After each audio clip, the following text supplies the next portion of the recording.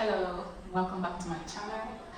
So today we're going to be talking about the consequences of not doing the right thing before buying a property, a land, a property here in Abuja.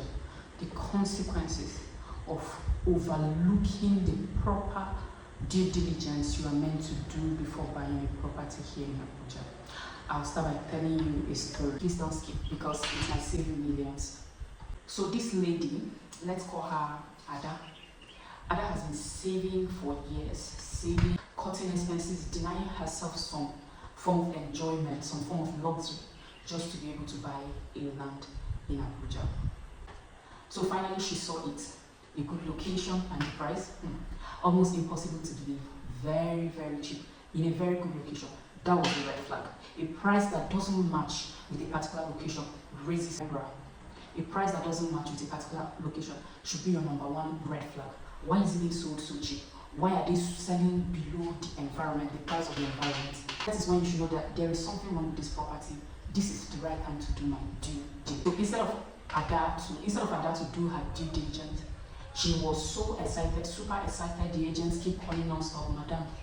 I've seen somebody else, about 3 people has priced this land and I even priced it higher than you. But it's because I like you. That's why I'm keeping it for you. My dear, there's nothing like that. I am an agent. I'm into property.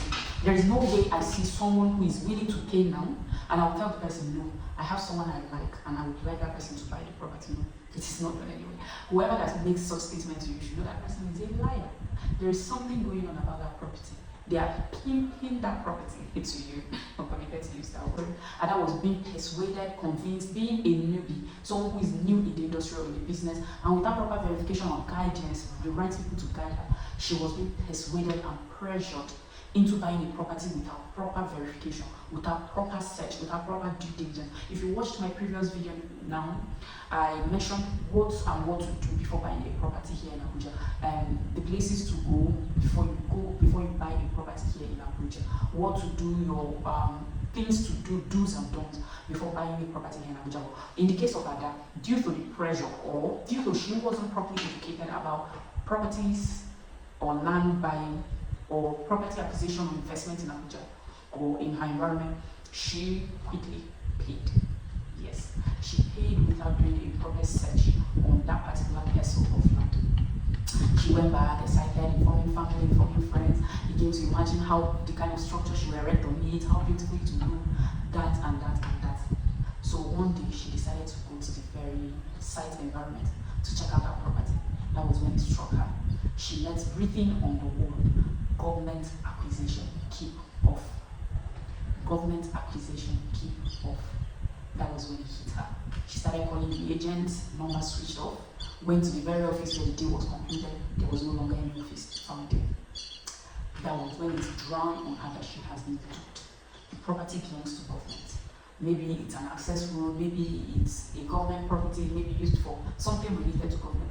That was how Ada hard-earned money, where she starved herself of various luxury of life, her hard-earned money went into the drain. So today, I would like to implore us, please do not be the Ada. Don't be Ada in your situation. When you see that property, kindly do your due diligence. Even if I'm not selling to you, I always advise, go to Edges, do your searches. Like this will take just 2 to 3 hours, and you are back. All you need to hear is go ahead, the property is okay. And here you are, you pay for the property, and you have your peace of mind. Yes, do your due diligence. Do not end up like Ada. Do not be like Ada. Do not throw your money to strangers. Thank you. Stay tuned. Our next video will be talking about how to raise your property from DPC level to rental level 300 square meter. We also have a video where we also talked about the cost of DPC level 300 square meter. So this time around, I and my engineers will be talking about how to raise your from DPC, where we stopped, to rental level and the cost and everything necessary. Thank you very much. Do have a nice day. Don't forget to subscribe, like, share, and leave a comment. I would like to know what you think and what you would like to see on our YouTube channel. Bye.